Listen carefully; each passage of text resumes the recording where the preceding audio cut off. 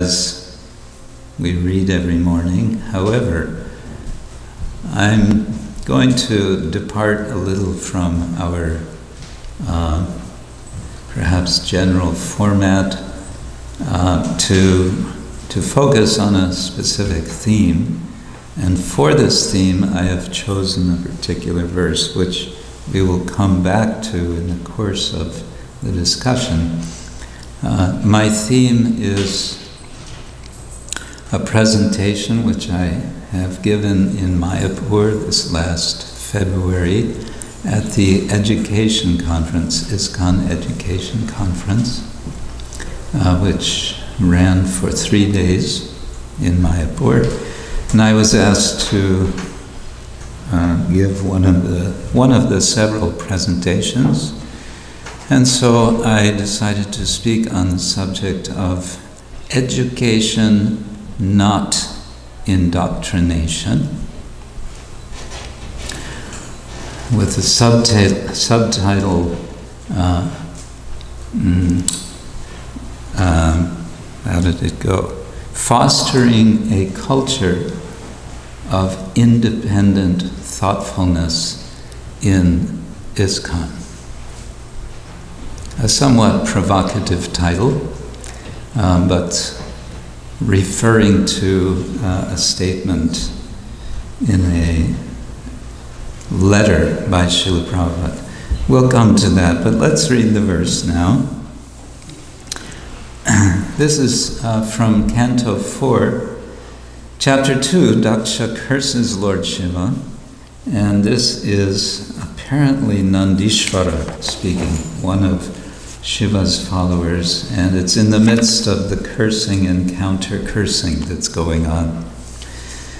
So it's a rather intense moment in the story of Daksha encountering Lord Shiva. Gṛheṣu kūṭa-dharmeṣu, gṛheṣu kūṭa-dharmeṣu, sakto grāmya-sukheccayā, sakto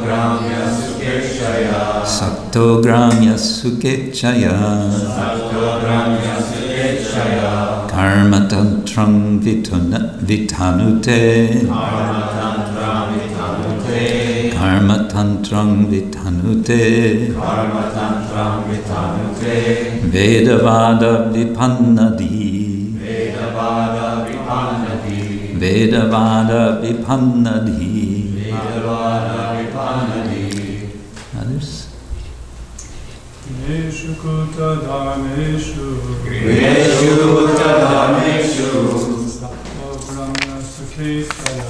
sakto grāmya-sukheccayā, karma-tantraṁ vitanute, veda-vāda-vipanna-dhīḥ. Gṛheṣu kūṭa-dharmeṣu, sakto grāmya-sukheccayā, karma-tantraṁ vitanute, veda-vāda-vipanna-dhīḥ. Gṛheṣu kūṭa-dharmeṣu,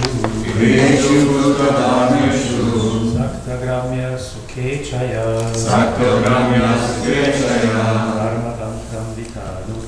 karma-tantraṁ vitanute, veda-vāda-vipanna-dhīḥ. Ladies? Gṛheṣu kūṭa-dharmeṣu,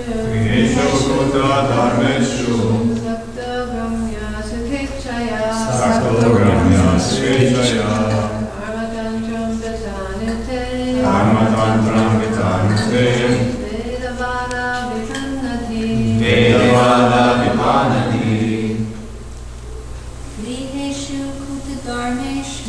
Gṛheṣu kūṭa-dharmeṣu, sakto grāmya-sukheccayā, karma-tantraṁ vitanute, veda-vāda-vipanna-dhīḥ.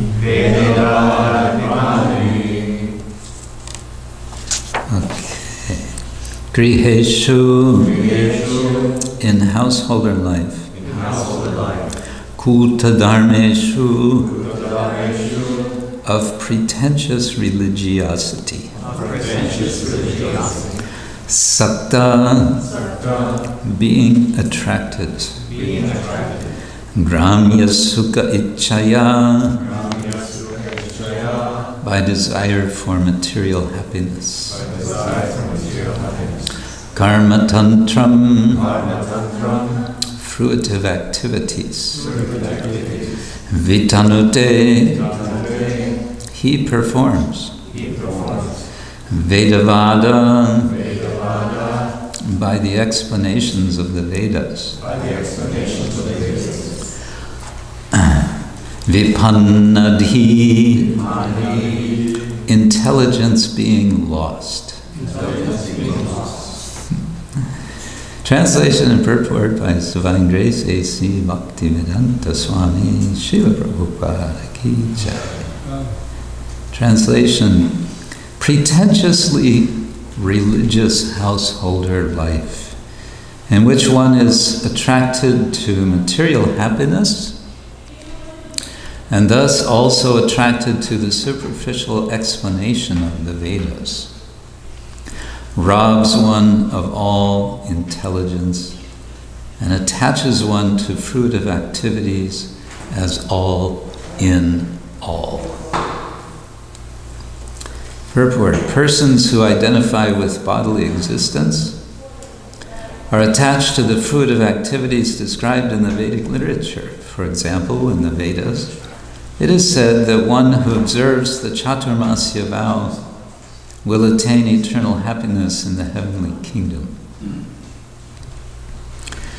In Bhagavad Gita, it is said that this flowery language of the Vedas mostly attracts persons who identify with the body.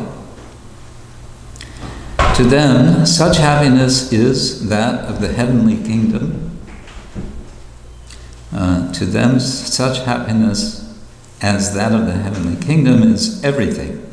They do not know that beyond that is the spiritual kingdom, or kingdom of God, and they have no knowledge that one can go there. Thus they are bereft of transcendental knowledge. Such persons are very careful in observing the rules and regulations of household life in order to be promoted in the next life to the moon or other heavenly planets. It is stated here that such persons are attached to grāmya-sukha, which means material happiness, without knowledge of eternal, blissful, spiritual life. Oma jnana timirandasya jnananjana shalakaya chakshurunmilitam yena tasmai Shri Gurave Namaha. So as I just said, I want to share with you some of the ideas that I spoke about in Mayapur under this title, Education, Not Indoctrination, Toward a Culture of Independent Thoughtfulness in ISKCON. And with this title, I am being obviously a bit polemic, and one may perhaps wonder what my motivation is. I would say my motivation is to express a concern and offer a caution to a tendency that we might have, some of us more, some of us less, to feel that the continuation of our mission is a matter of what is used in a negative sense in the wider world. It's a matter of indoctrination. The word can have a positive sense, and we might feel that positive indoctrination is a good thing. But I'm also sort of counterposing indoctrination to education. And what I want to do is explore this this opposition, which is certainly an oversimplification, but it's meant to, stimulate discussion. My subtitle comes from a phrase that Prabhupada used in a letter to Karandar. He wrote in 1972. The general thrust of the letter was Prabhupada's concern for over-organization and centralization. He felt that over-centralization was not wanted for our society. So it's a long letter, and I'm just extracting a phrase, and that in itself can be problematic, to extract quotes, but there you are, that's what I'm doing. So Prabhupada said, Krishna consciousness movement is for training men to be independently thoughtful and competent in all types of departments of knowledge and action, not for making bureaucracy. So here Prabhupada is opposing the two ideas of independent thoughtfulness and competence to bureaucracy. He is concerned that bureaucracy is going to stifle the spirit of the mission, the spirit of spreading, expanding, and practicing the culture of Krishna consciousness. And so I found very interesting this phrase, independently thoughtful. What is this independent thoughtfulness? What does that mean? Prabhupada doesn't really elaborate except to say, to encourage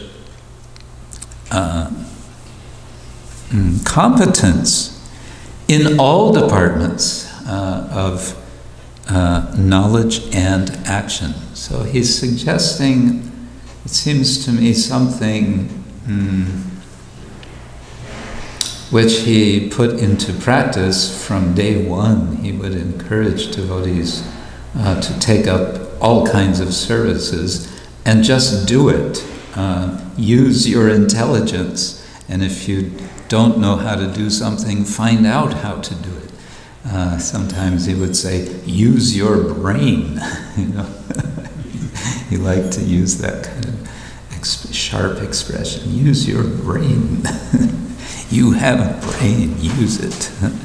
So this opposition is there. But let's look briefly at this word that I'm using as a kind of opposition, namely indoctrination, as negatively influencing a person's intelligence.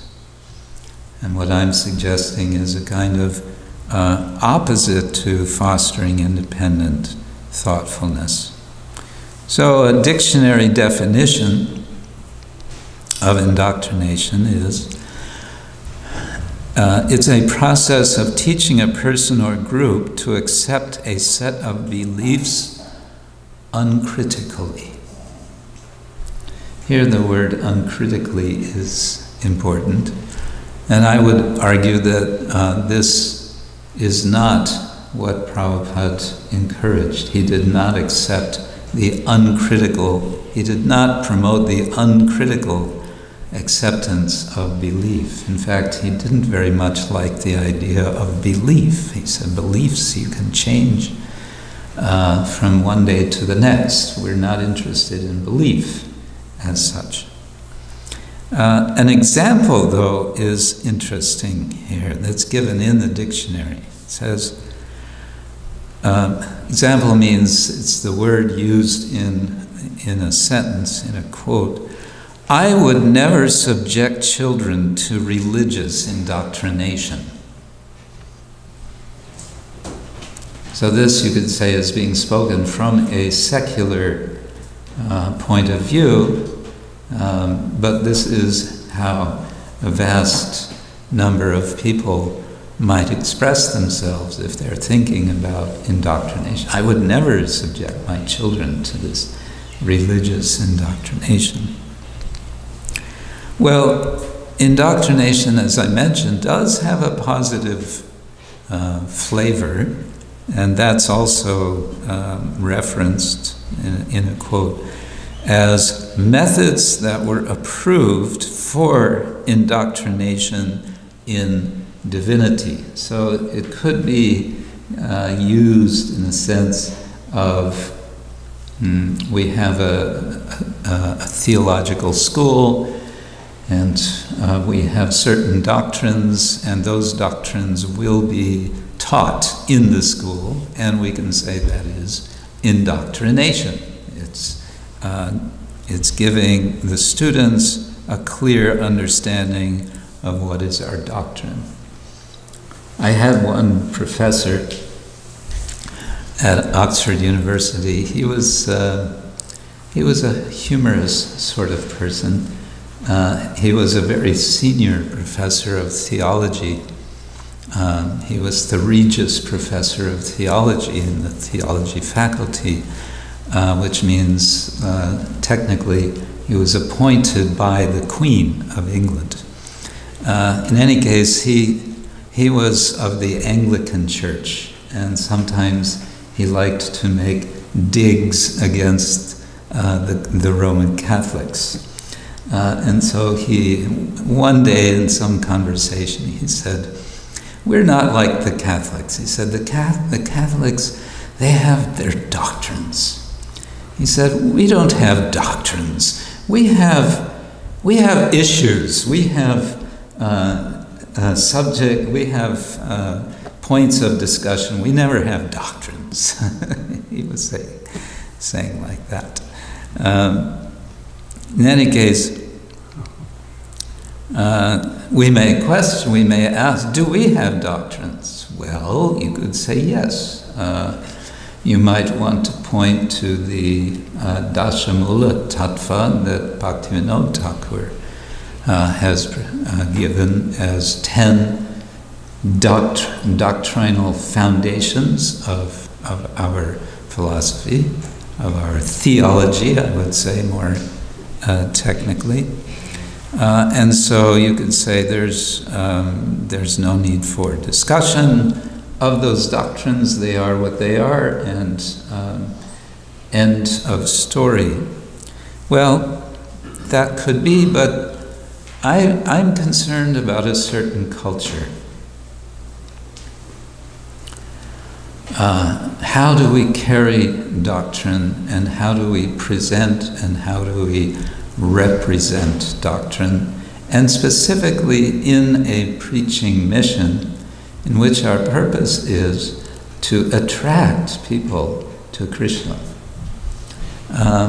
We find ourselves, especially in the West, I would say, in a culture where people are not attracted to being told this is how it is. This is the doctrine. People are not attracted to that. People are not attracted to be told, you sit down and listen, and we will tell you what is the absolute truth. People are not attracted to that.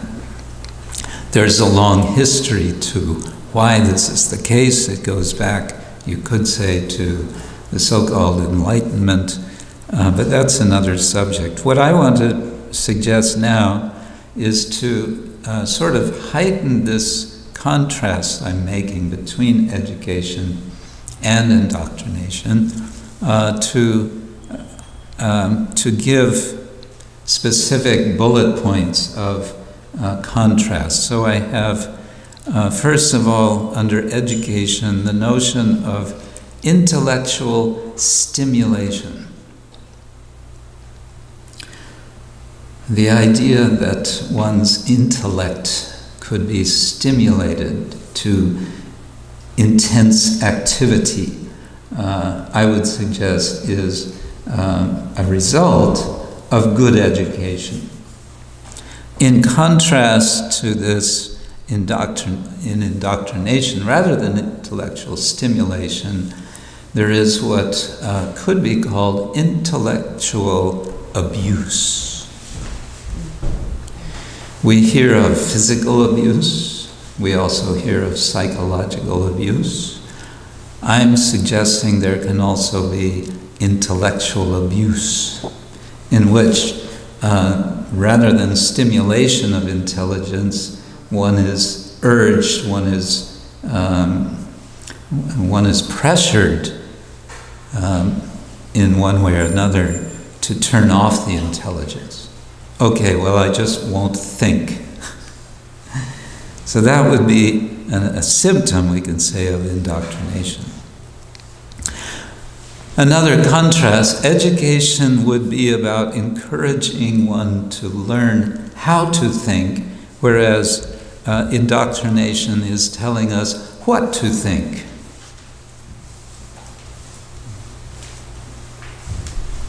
You see the difference. Another contrast would be between what I'm calling intellectual and epistemic humility. The word epistemic, epistemology, do you all know that word? No. Epistemology is the study of the process of how you come to know something. It's a very major aspect of philosophy, both traditional Indian philosophy and Western philosophy. How do you know what you know? That subject is called epistemology in English. So intellectual and epistemic humility, as opposed to intellectual or epistemic pride and arrogance. So here we're talking about attitude with respect to the use of our intellects. And of course we always hear we're supposed to be humble, and I want to suggest that that includes intellectual humility. But intellectual humility could be misunderstood to mean, again, turn off the intellect. And I'm suggesting no, let the intellect be stimulated, but always in a spirit of humility, knowing the limits of intelligence, or having a sense, having an understanding that there are certainly limits to our individual intelligence. Independent thoughtfulness, getting back to Srila Prabhupada's phrase, in contrast to what I'm calling dependent fundamentalism. Dependent fundamentalism. Now, the word fundamentalism can also have either a positive or a negative sense. The general way it's used in modern public discourse is very negative. Religious fundamentalism is the idea that you've turned off your mind and intelligence, and you are simply making assertions and making claims and insisting that others accept your claims. And then we come to, one more contrast is always seeking truth, where the emphasis is on the word seeking as a process. And the scriptural basis for this is within the Bhagavatam Chatur Shloki, the final verse this is Canto 2, Chapter 9, verse 36. Etavadeva jigyasa tattva jigyasunatmana anvaya vyatarekāvyam yatsyat sarvatra sarvada. It's saying one should seek the absolute truth in all places, sarvatra, and sarvada, all circumstances, all time. Keep looking. Don't think, now I've got it. It's a pursuit, a lifetime pursuit of the truth. And a contrast to this, I want to suggest, is hinted at in our verse today with the expression kūṭa-dharma, which is translated as pretentious religiosity. The word kūṭa we find in different contexts. It can mean the top of a summit. Kūṭa-stha is there in the Bhagavad Gita, being situated on the top, being well situated. So it can have a positive sense also. And Anna-kūṭa, we celebrate Govardhan Puja, is Anna. Anna means grains or just food. And kūṭa here means a pile, a pile of food, a big feast, Anna-kūṭa. But here, kūṭa-dharma is pretentious. Pretentious, it's like, acting as if one has fully realized the truth, when in fact one may simply be pretending. And then one more contrast I would suggest is, on the positive side of education, a pursuit of depth and integrity of character, in contrast to the indoctrination, negative idea of superficiality, which is also expressed, it seems to me, in this same verse with the phrase veda-vāda-vipanna-dhīḥ.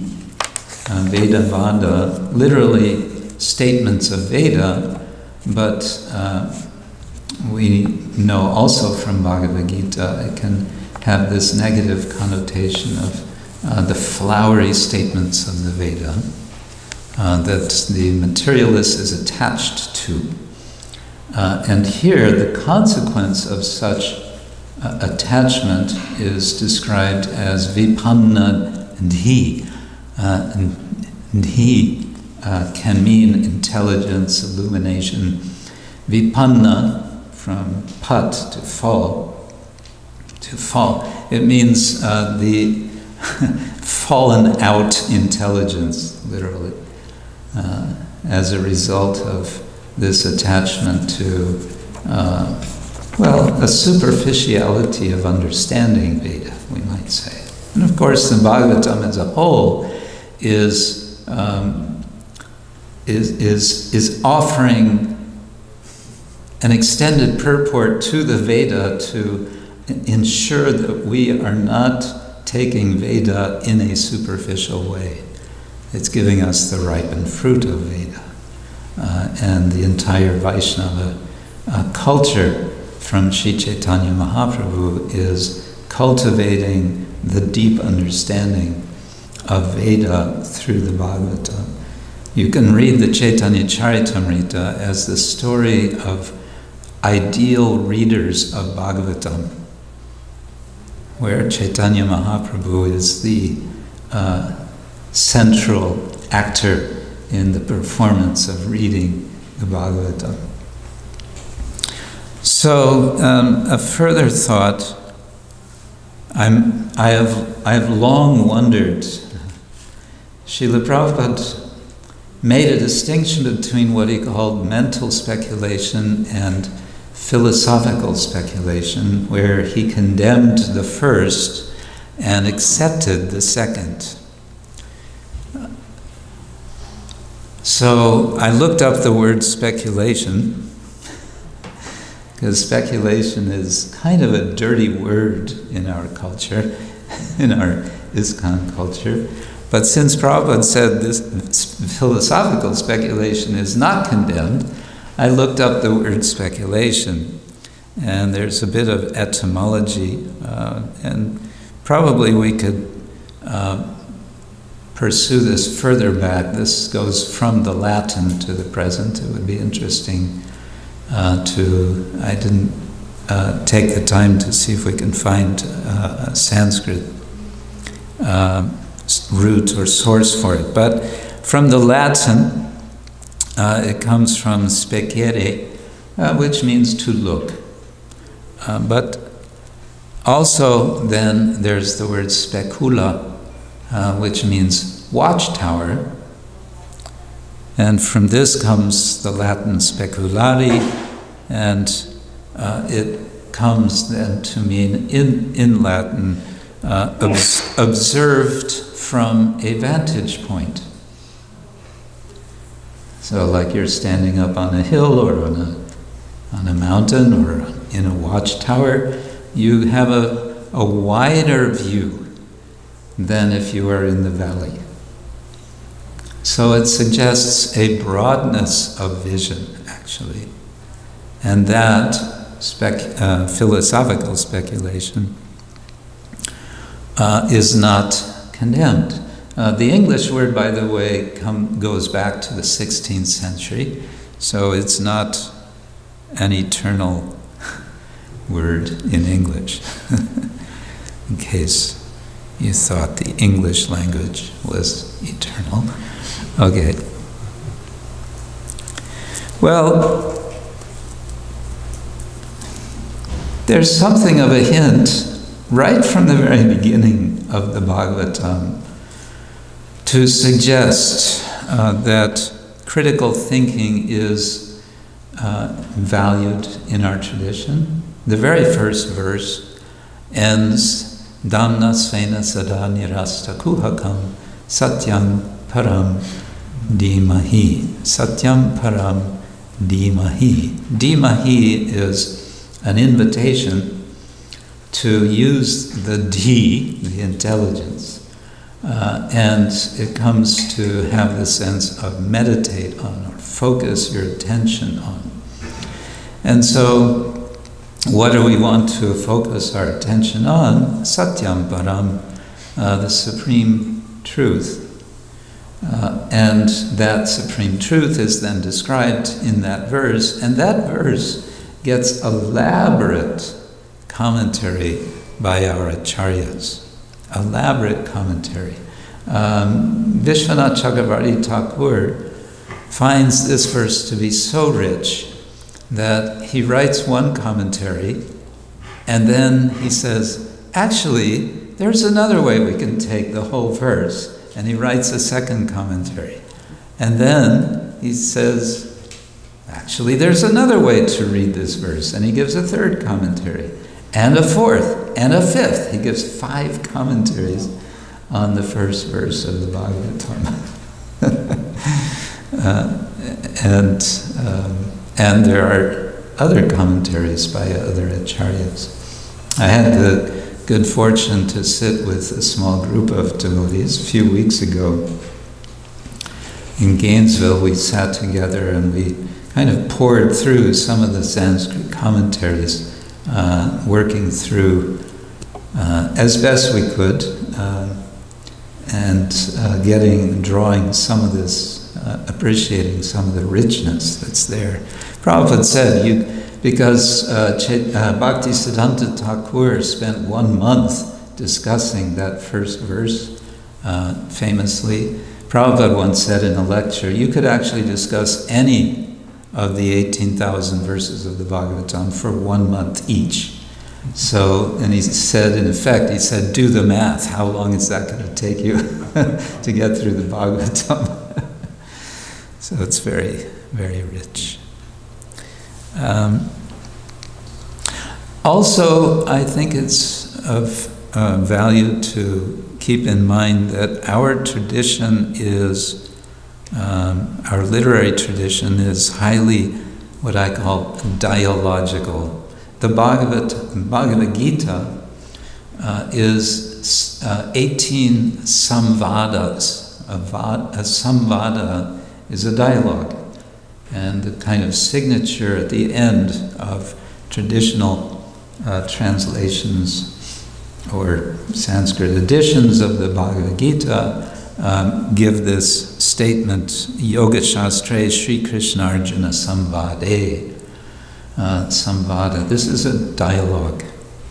And of course the Upanishads, the Bhagavad Gita is called Gita Upanishad because it has much of the flavor and spirit of the Upanishads, which are all very dialogical. They are questions and responses, they are discussion. And of course the Bhagavatam, the entire Bhagavatam is in this format. Then, when I gave this presentation in Mayapur, I kind of began with what I initially planned to be the end of my discussion, because sort of last minute I felt this would be the best way to present. But now I'm coming toward the end, in which I make a few suggestions of how we might foster a culture of independent thoughtfulness, since that's what I'm suggesting would be a valuable thing. I have 6 points here, and in Mayapur I invited, rather than questions from the audience, I invited suggestions of what to add to this list that I made. So the first of these elements for cultivating, fostering independent thoughtfulness is to welcome questioning, taking questions seriously, not dismissively. I have had the experience, not often, but sometimes, that I might ask a question to the speaker in the Bhagavatam, and I would get a dismissive answer. Rather than taking the question and really thinking about it, I'll get a sort of quick, in effect, the response, the message of the response is, that's not an intelligent question, or that's a silly question, or something like that. So that discourages one from, okay, well, I'm not going to ask any questions anymore.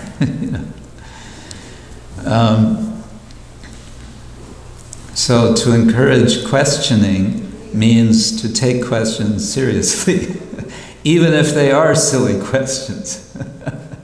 And then one might say, well, that's kind of a silly question, but here's why I think it's a silly question. So you're honoring the questioner in that way. And of course, this is not just in the context of lectures and classes. Also, encouraging debate. We have from ancient times in India, a rich tradition of debate, which is elaborated in Nyaya Shastra. There are different types, different qualities of debate. There are methods of debate. And the outcome of the debate should not be pre-rigged. It shouldn't be that we come to the conclusion that we want to come to in advance. That's not a real debate. A real debate is open-ended. And if someone brings stronger arguments, or what seem to be to us stronger arguments for something that we feel, wait, that's not our doctrine, then okay, so be it, and let us then go back and do our homework to consider how to more strongly debate our doctrine, if that's what we need to do. A third point is to encourage diversity of viewpoints. Again, Srila Prabhupada spoke of diversity, unity in diversity, and he said diversity is an indicator of personhood. We are personalists. There will be differences. Rather than trying to make all opinion into one opinion. Let us encourage differences of opinion. At the same time, we may want to keep in mind when Srila Prabhupada says, we just read a purport some days ago where Prabhupada says, there is only one opinion in Krishna consciousness, and that is to serve Krishna. Yes, but I would say yes, and there are so many opinions about how to serve Krishna. And that's not necessarily a problem. And getting back to the point of debate, but also in other areas, other aspects, we may also find it helpful to do research. And research, dare I suggest, need not be limited to Srila Prabhupada's books. First of all, Prabhupada encouraged the reading of the works of the previous acharyas. Here we are worshipping the 6 Goswamis, very wonderful murtis of the 6 Goswamis here in the temple. This is the first temple I'm seeing where we have them. The plan is to have in Mayapur, but you already have here. It's wonderful to see them. And Prabhupada encouraged us to come to know the works of the Goswamis for specific purposes, say for example farming, for cow protection. So much research can be valuable in the form of finding people who know. There may also be literature. Sometimes it may be valuable to research in history. There's so many areas where a richer understanding of a particular topic may be of use. And getting back to what I mentioned briefly about philosophical speculation, dare I say it, let there be an encouragement of philosophical speculation. What is philosophical speculation? Well, we have a tradition of philosophical speculation called Vedanta, and today we're celebrating the appearance of one of the great acharyas of what can be called philosophical speculation, namely Madhvacharya. Srila Madhvacharya, famous for his Dvaita-vada, for his dualist Vedanta, his fiercely dualist Vedanta. We identify ourselves as being descending from him in our Vaishnava tradition, although scholars have noted that many features of our Vedanta depart significantly from those of Madhvacharya. Still, we celebrate and honor him as an acharya of Vedanta. So we have the Vedanta tradition of philosophical speculation. There are other traditions. The Bhagavatam is a rich amalgamation of the Shat Darshanas, the 6 Darshanas, one of which is Vedanta, with a very strong emphasis on Vedanta, but also on Sankhya and Yoga. These 3 in particular are emphasized. There are traces of the other 3, namely Vaisheshika, Nyaya, and Mimamsa. There's a kind of spoof on Purva Mimamsa in the 10th canto when Lord Krishna speaks a sort of parody of Mimamsa philosophy to his father to argue that let us worship Govardhan rather than worshipping Indra. But sprinkled here and there are these other darshanas as well. So we have a tradition that encourages thoughtfulness, reflection, and in very formal ways as well as informal ways. My final suggestion, I like to encourage devotees to write. The Latin writer Seneca famously said, or not so famously, that perhaps the best way to get your thinking going clearly is through writing. If you want to clarify your thinking on a subject, the best way to do it is to write. Because when you write, it's a sequence of words, and so it's a process. And to get that sequence right, to get to a conclusion, a clear conclusion, writing is very helpful. There are many styles of writing, and one of the easiest and most fun ways to write, I want to suggest, is to write drama. There are also, in the Sanskrit tradition, there are philosophical dramas.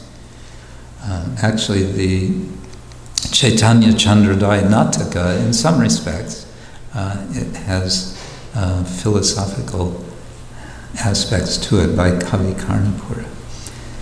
So these are a few thoughts. I'm hopefully being a little bit provocative, and I'm hoping it will lead to further reflection on just how do we cultivate a sense, a culture, how do we foster a culture of independent thoughtfulness, and why do we want to do that if for no other reason? Srila Prabhupada said that we want to attract the intelligent class of people. And we will not attract the intelligent class of people if they see that the use of intelligence is not encouraged. Now that may seem obvious, but oddly enough, we find that it's not so obvious in our society. Rather the opposite. And perhaps he wouldn't mind me quoting him, Shesha Prabhu, the Minister of Education, GBC Minister, after I gave this talk in Mayapur and we opened for questions, he raised the point, he said, it seems to me that as we see our society now, there is a tendency to attract people, some people, who want to be indoctrinated. How do we change that?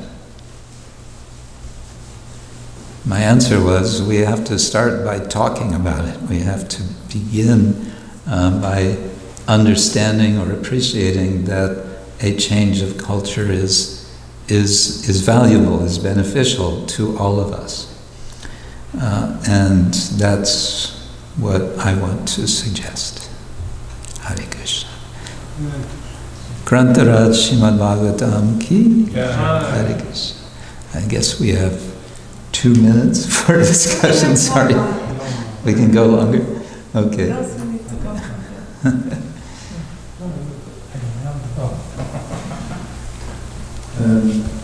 Allow me a question of the fifth canto. My experience is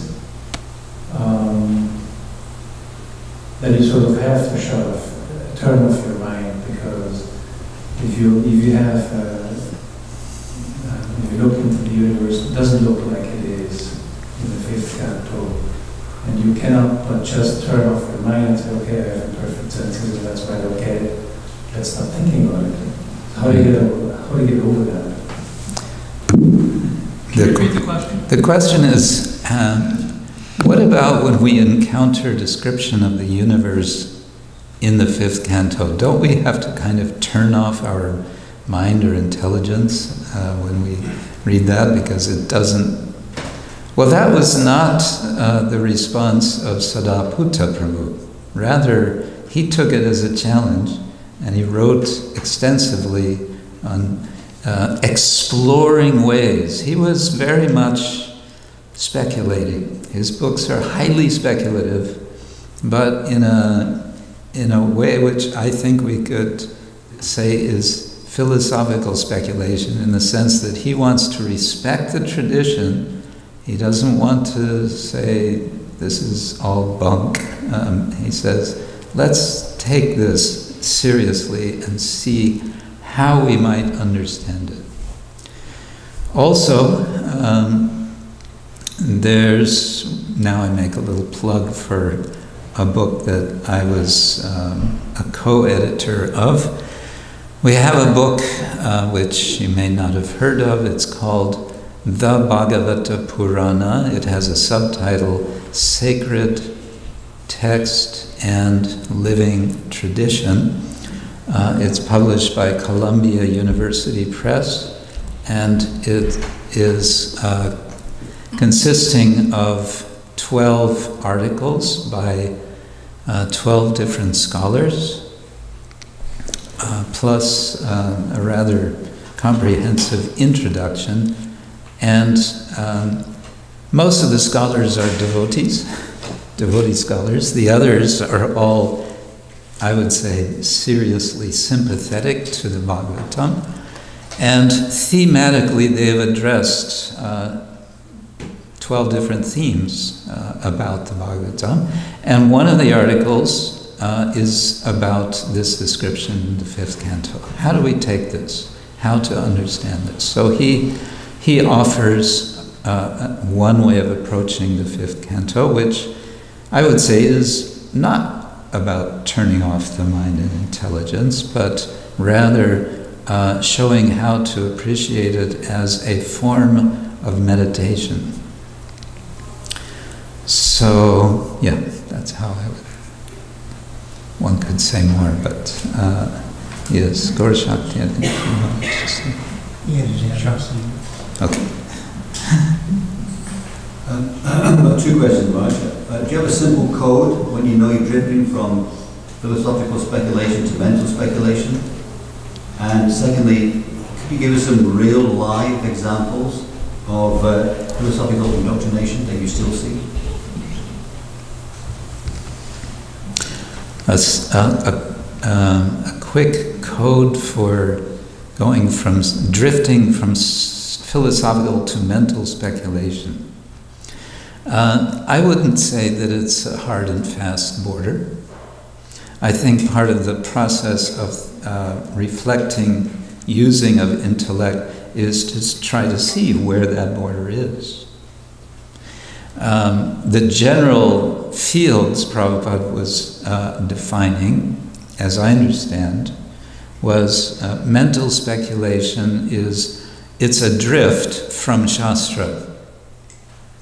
It's not, there's no anchor in Shastra, and it is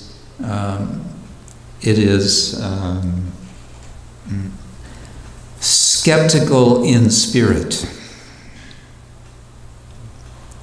And so it is skeptical of any doctrinal claims.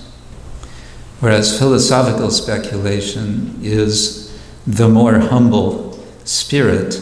It is not speculative, it is not skeptical, and it is always seeking confirmation and deeper understanding of Shastra. So we have, from Narottam Das Thakur, we have this kind of formula, one might say, Sadhu Shastra Guru Vakya Hridaye kūṭa-dharmeṣu Satatam Bhajivo Prema Maje, where he says, I am seeking aikyam. Aikyam means literally singularity. It comes from the word eka, one. I'm pursuing aikya, singularity, from the many statements that I hear and read from Sadhu, Shastra, and Guru. I'm getting all of this instruction and guidance, and I want to capture, I want to get what is the singularity here in my heart. And I want to live by that. Satatam bhajivo prema majje. Then I will constantly float in love. Prema. So that, you can say, is the final test for devotees. Is this bringing me more prema? Is this leading me to feel more attraction to the Lord? Or is it taking me away? As for real life examples of indoctrination, I don't have specific ones at the tip of my brain, but I do have a general concern as we think about education. Well, let me put it this way. One time at our, we have our little Bhaktivedanta college in Radhadesh, which has been going on for, 16 years now. And we've had affiliation. At present, we are not with the same affiliation for no fault of our own, but we had affiliation with the University of Chester so that we could have students who would do a 3-year course in Vaishnava theology and get a real diploma from the University of Chester. Well, we've had students from over 35 countries, and all in all, it's been really very successful for those small numbers of students that we've had. But we had one student who came away very disturbed, and he wrote about his disturbance. He felt it was a terrible thing what we were doing. Why? Because, well, we were discussing modern ideas. We were having students read various articles from contemporary scholars on different subjects, things of that nature. And he felt that this was a complete deviation from the whole mission of Krishna consciousness. And our feeling was, well, maybe he should have just not come at all to our school. Maybe he should have gone just for some other sort of courses that various devotees might offer, and that would be okay. So that sort of mentality, I think it's unfortunate, because again, if we want to attract intelligent people, we need to have a certain kind of openness. What sort of openness that is, that's something we're trying to develop in such places as Bhaktivedanta College. We are Bhaktivedanta College. We're not just, any other college. And we are next door to Radhadesh Temple, and students are, encouraged to be in that culture, to participate in that culture of Krishna consciousness. And, the college has a library with several thousand books, not only Srila Prabhupada's books, dare I say. And Prabhupada also encouraged that once. I think it was in Bombay. He said, you should have a library with all the literature of the tradition, Vedic tradition. I think he wanted to exclude Shankaracharya. We don't exclude Shankaracharya because we say, if we're going to argue against Shankaracharya, we have to know what he says. And that means not just reading what the Vaishnavas say that he says, it means reading what he says. That's a bit, radical, but if we're going to be taken seriously, that's required. Yeah. Yes, of course. Hey, I'd like to thank you. That was a very interesting point you made. I want to make an observation on Jaraguru's excellent question. Yes. I think that that's an issue for the vast majority of devotees in ISKCON. In fact, the way you phrased it, you referred to the fifth canto as only containing this structure of the universe type issue, but that's only a small portion of it.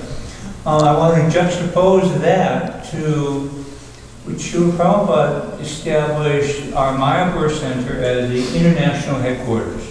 Mm-hmm. And he instructed his disciples and followers to make a huge temple. And he didn't name that temple Radha-Madhava Temple or Panchatattva Temple. What did he call it? The Temple of Vedic Planetarium. Mm-hmm. And he instructed that in the main dome there be a huge chandelier that depicts the structure of the universe.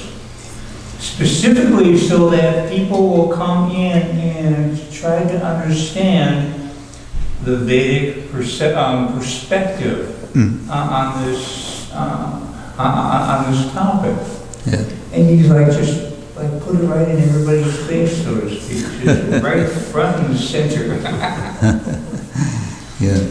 But on your last point, when you're talking about studying the works of Shankaracharya, that's not for everybody. No, it's not. In fact, And neither is Bhaktivedanta College for everyone. yeah. And neither are, yeah.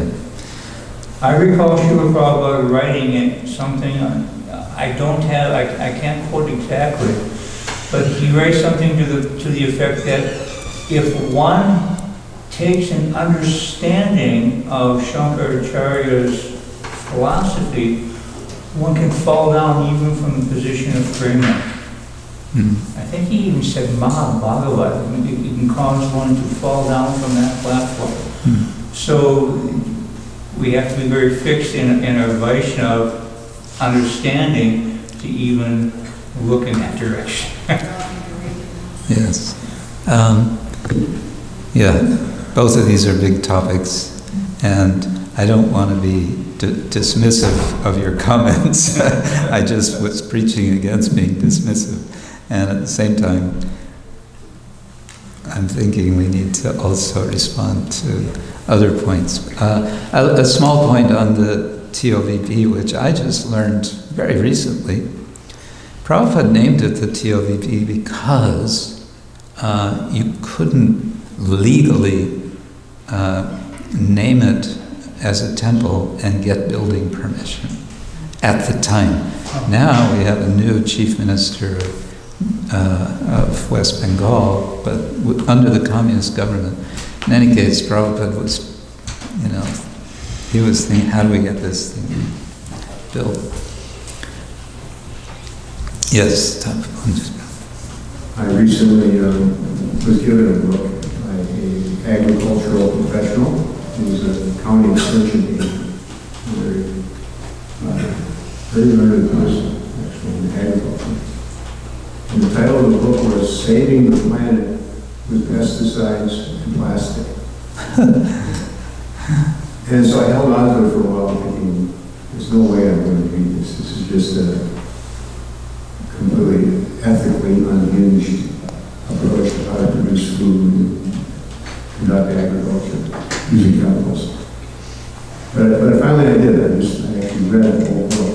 And it was a big slap in the face for those of us who've been growing food and doing it organically, because all the points that he made were so completely supported by science, and even some ethical justification for why using plastic and using pesticides and the conventional agriculture were so well supported that it really shook me. And I had to really think about, wait a minute, is this how do we answer this as a Vaishnava, or more specifically as a Vaishnava community that's at least nominally a farm community? How do we approach this? Because it was so well, he took every point that the environmental movement and the local food movement and all those things are always cheering about and parading out in front of the public, and smashed it. And I was just really amazed. So,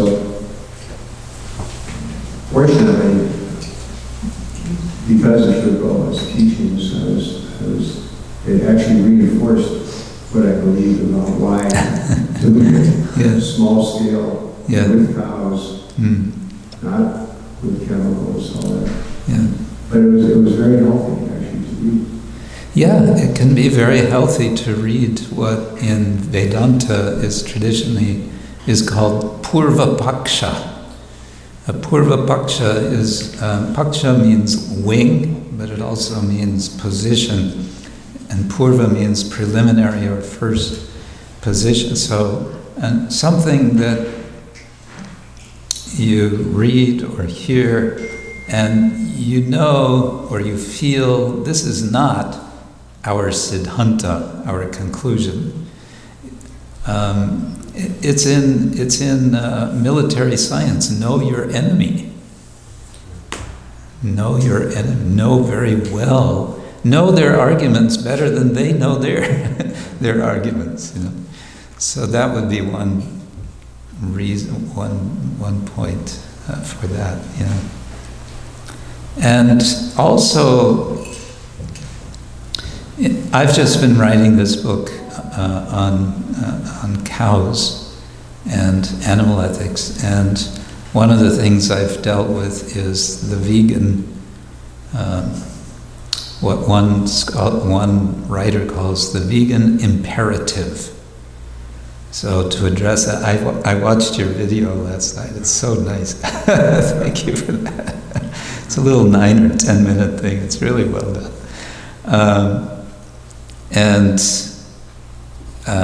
So one thing I've said in the book is the vegans have some really good points that Vaishnavas, actually Hindu, because I'm writing about Hindu animal ethics, can learn from. So step one, I find, in dealing with a Purva Paksha or another position is, first of all, see what is there that you can appreciate and genuinely value. And this can then put you in a stronger position to say, yes, this is all really good, and actually here's one aspect of what you say that I can take on board. However, you have not considered X, Y, and Z, you know, for example. That's one way you can approach it. Yeah. Yes, Revati Maharaj. Just speaking from our just very thought-producing. But I notice the tendency for managers who have a responsibility to get so much done, and so that weight is on their shoulders, and then the tendency is to find those people whose vision of how to get the job done aligns with their own, and to not engage others who may have more independent thinking or a separate idea about how to do it, because they have that responsibility, and so they want to find that person whose vision aligns only with their own. So could you please speak about that a little more, like for managers, how to encourage independent thinking and be able to perhaps get a better result than they might have imagined if they could allow people more autonomy in achieving the goals? Yeah, big subject. That's a whole seminar in itself. Let's start with our understanding of Varna. And we may say, you use the word manager, so we may give them the label Kshatriya. And of course, the model of governance for the Kshatriya is the monarchy. The model of, I think it was Sri Dayananda Maharaj made this point many years ago, there's a model of governance for each of the varnas. And the model of governance for the Brahmins is, what's the word? Anarchy, yes. It's anarchy. Try to organize Brahmins, it's like herding cats, right?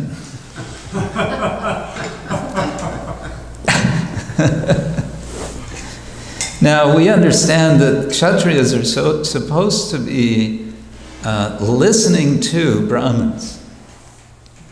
And we hear history, and this comes to relatively recent history, not just ancient and Puranic history, where kings are very concerned to have Brahmins in their kingdoms, in their realms, because they know if we don't have Brahmins, everything's going to fall apart. And so they'll do everything they possibly can to allure Brahmins. And where there are competing groups of Brahmins, they will stage a debate in the king's court. And whoever wins that debate, those Brahmins are welcome in the kingdom, and the others, you can find some other place to live. So the stakes were high. Yeah. Well, in the last 3 days of being here in New Vrindaban, I'm appreciating many features of New Vrindaban, and I'm also thinking what New Vrindaban already has, but is perhaps not fully utilizing, is its Brahmins, by which I mean more specifically sages. You have sages here. And you could have more sages, but they need to be listened to. If they are not listened to, they'll go somewhere else. But what I'm suggesting more broadly is, indeed, there is need for Brahminical space. There needs to be space for Brahminical culture in the sense of intellectual culture. And that's what a few devotees around the movement are trying to do. Prabhupada instituted Bhaktivedanta Institute. Another thing I found out after how many decades is Prabhupada was not limiting Bhaktivedanta Institute to the hard sciences. He was wanting that all areas of scholarship be included in that. Over the last couple of or decade and a half, or even 2 decades actually, even more, gradually some devotees, feeling a need because of their nature, have taken up academic study and are trying to see how to develop a more how to make institutional space within our society for that kind of activity. It's very uphill because, indeed, as you say, the managers feel there are pressures, there are things that need to be done. But unfortunately, what's happening as a result is that the society is tending to be Vaishya-driven from the perspective of money, rather than being directed by Brahmins. Rather than being directed by Brahmins. Now, there's an attempt on the level of the GBC to do something about this.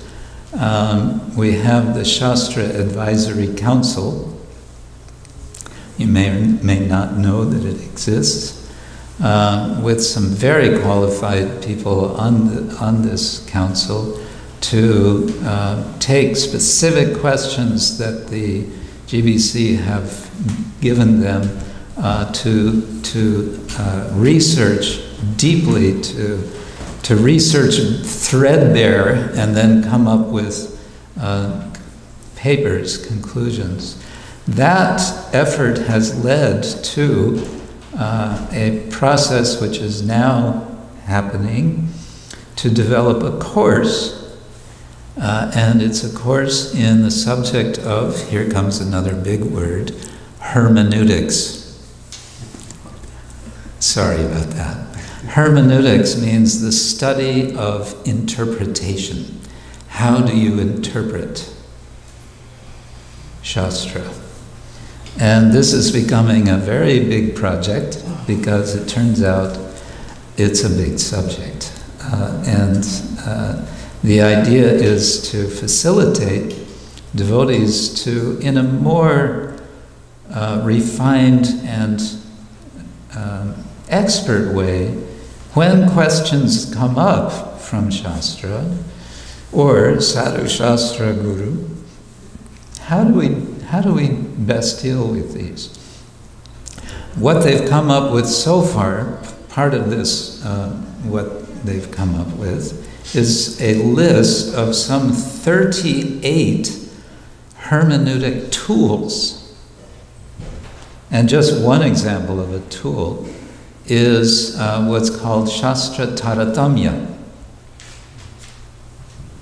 Taratamya, what's that? Taratamya means, and this is very much Madhvacharya, but Taratamya is hierarchy.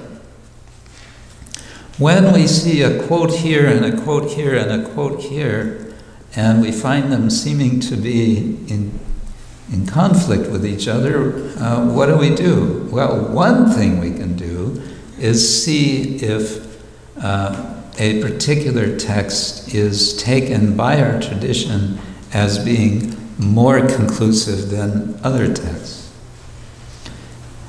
And this starts with the distinction that the very wide tradition, not just Vaishnava, makes between Shruti and Smriti. But it goes from there, and it can become a rather complicated affair in itself. So that's one process that's happening now, as we speak.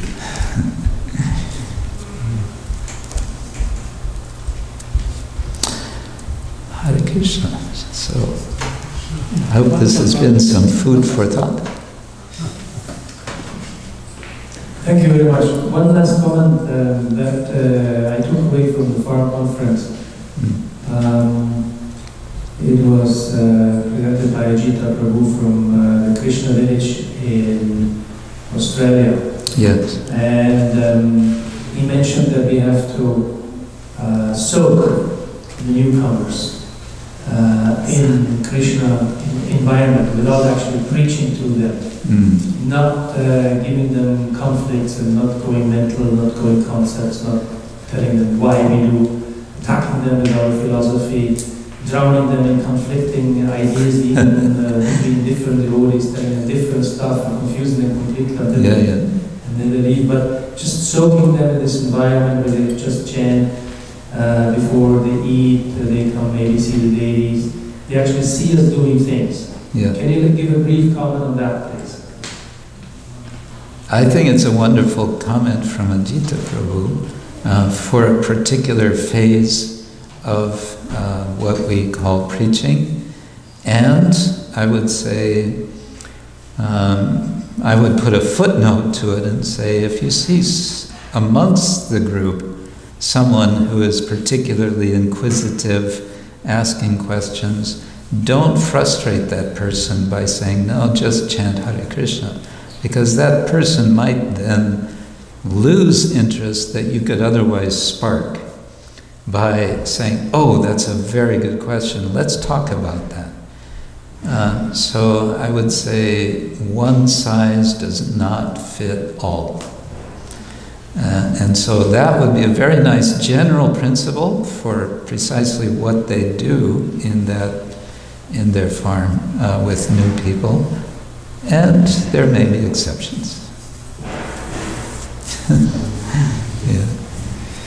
Okay, thank you all very much, and I want to thank all of you who have been hosting us and me personally here in New Vrindaban.